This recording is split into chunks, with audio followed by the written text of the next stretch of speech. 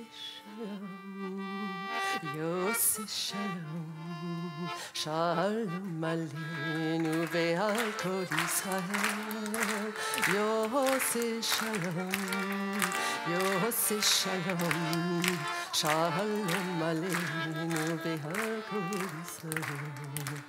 Yose Shalom, Yose Shalom, Shalom, Shalom. Shalom. Shalom. Shalom.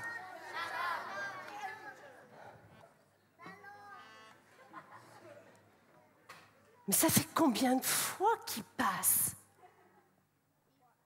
Shalom. Les femmes près du puits disent, mais ça fait au moins 10 fois qu'il passe. Mais c'est qui? C'est Zébédée. Il a plus de 70 ans, mais on dit qu'il a du temps à rattraper. Zébédée, viens donc prendre un verre. Ah, je veux bien, mais alors je vous raconte mon histoire. Son histoire? Non, Zébédée, on la connaît ton histoire, tu nous l'as déjà racontée 100 fois. Non. On te préférait avant, hein. Mais Zébédée leur disait toujours, si vous aviez compris quelque chose, vous ne seriez plus les mêmes. Vous auriez vu quelque chose. Alors tant pis pour vous. Je recommence. Et Zébédée racontait comment, pendant 40 ans de sa vie, il n'avait pas pu marcher. Vous savez ce que c'est que de ne pas marcher pendant 40 ans? De se traîner comme un ver, de s'arc-bouter sur ses bras pour avancer et de tendre le cou pour regarder ceux qui passent, les reconnaître. Il leur disait aussi qu'il avait pris l'habitude, au bout d'un temps, de les reconnaître tous par leurs jambes. C'était trop dur de lever le cou. Alors il envoyait des jambes, et il envoyait des musclés, des poilus, de jolies avec des bracelets de bronze.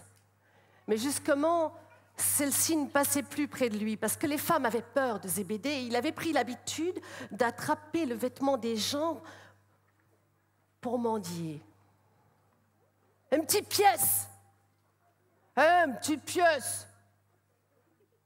Bon, alors, une grenade. On lui lançait des figues, des dattes. Certains avaient peur de lui. Mais les enfants aimaient Zébédée et eux s'asseyaient auprès de lui pour lui dire « Hé, on a une idée, Zébédée. Et si on t'attachait autour de la taille avec une grosse corde et puis on te hisserait sur l'arbre, tu pourrais te redresser, hein ?» Se redresser comme il avait pu en rêver. Regarder les autres en face, dans les yeux, ça faisait quoi? Et voilà qu'un jour, il avait insisté un petit peu plus. « Eh Benjamin, tu m'emmènes aujourd'hui, je veux aller à la belle porte pour mendier, j'ai plus de sous. » « Eh Benjamin, j'ai pas le temps. » Il avait vraiment insisté. Il avait dit à son ami que s'il ne l'emmenait pas ce jour-là, il ne lui parlerait plus jamais. Bon gré, mal gré, Benjamin avait accepté, avait hissé Zébédée sur son dos. Il s'en était allé comme cela, jusque vers le temple. Zébédée aimait ça. Être sur le dos de Benjamin, pensez donc. C'était comme s'il avait des jambes, lui. Il courait comme un lapin. Il pouvait dire bonjour à tout le monde. Et c'est comme ça que Zébédée était arrivé à la belle porte du temple vers 3h de l'après-midi ce jour-là. Une petite pièce. Eh, poussez-vous. Les gens prenaient la mauvaise habitude de se mettre toujours devant lui pour bavarder, ce qui fait qu'on ne le voyait pas. Une petite pièce. Puis ce jour-là, il avait vu 2 hommes qui montaient, qui avaient bonne mine, qui avait l'air bon enfant. Assurément, ces 2-là allaient lui donner quelque chose. Poussez-vous. Hé, des pièces. Et l'un des deux s'était penché vers Zébédée et avait dit, « Je n'ai pas d'or, pas d'argent, mais ce que j'ai, je te le donne. Au nom de Jésus de Nazareth, lève-toi et marche. »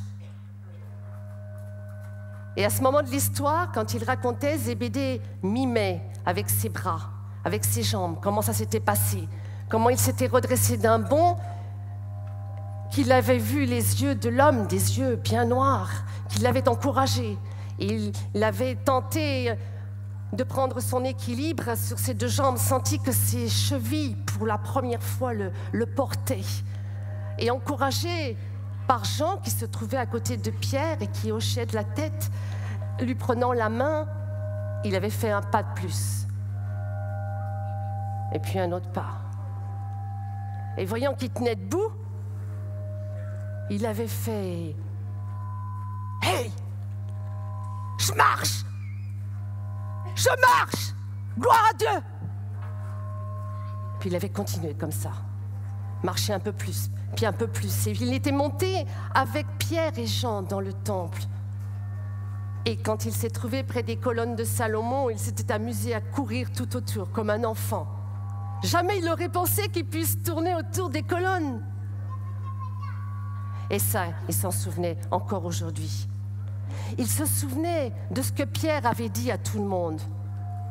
Pierre avait pris la parole et pendant que l'autre chantait, dansait, sautait en l'air, « Frères israélites, vous croyez que c'est moi-même et Jean qui avons guéri cet homme? Mais non. C'est le fils de votre Dieu, d'Abraham, d'Isaac et de Jacob. Vous l'avez mis à mort. Vous l'avez mené devant Pilate, qui lui s'apprêtait à libérer un autre prisonnier. Mais vous l'avez mis à mort. Vous avez rejeté ce qui est juste, ce qui est saint. Vous avez mis à mort le maître de la vie. Zébédée pouvait se souvenir de tout ce que Pierre avait dit. Il aurait pu le dire par cœur d'un bout à l'autre. Mais quand il n'avait que 12 minutes, il s'arrêtait là.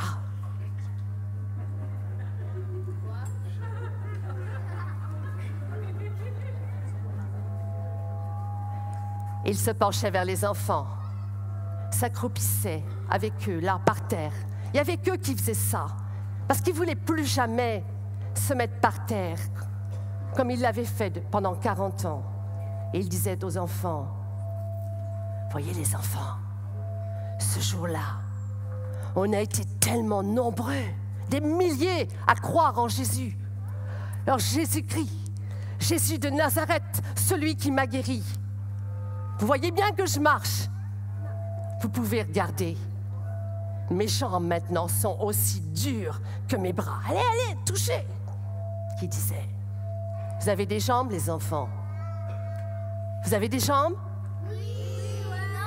Vous avez du souffle. Vous avez du souffle, des jambes. Alors qu'est-ce que vous attendez? Qu'est-ce que vous attendez pour marcher? Rendre gloire à votre Dieu, le remercier, lever vos bras, courir.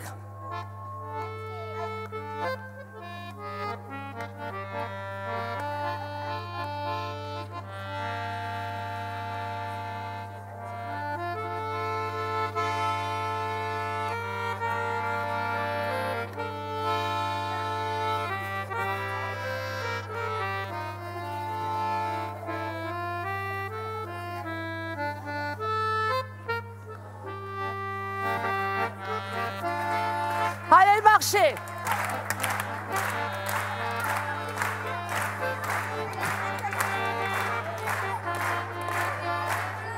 Allez, marchez pour lui, rendez-lui grâce,